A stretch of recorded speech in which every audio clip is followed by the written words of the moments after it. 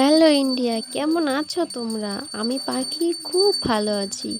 আমার এই মিনি ব্লগে তোমাদের সবাইকে অনেক শুভেচ্ছা। দেখো, আজকে না সকালে রান্না করেছিলাম শাক ভাজি আর ভেন্ডির তরকারি আর একটা আলু দিয়ে মাছ দিয়ে ডাঁটা দিয়ে। তো আমার না ডাঁটার তরকারি ভালো লাগে না, তাই আমি ভেন্ডির তরকারি রান্না করেছিলাম আমার জন্য। আর রান্নার ভিডিওগুলো করা হয়নি, সকালে অনেক ব্যস্ত থাকি। তো এখন আমি দেখো এখানে বাসনগুলো মেজে নিচ্ছি।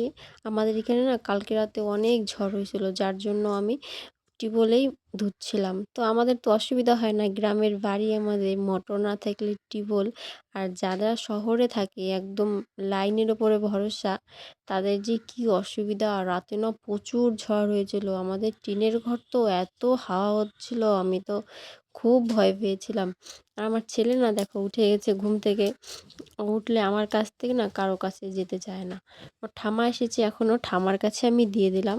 আর এই বিছনাটাও ঝাড় দিয়ে নিচ্ছি।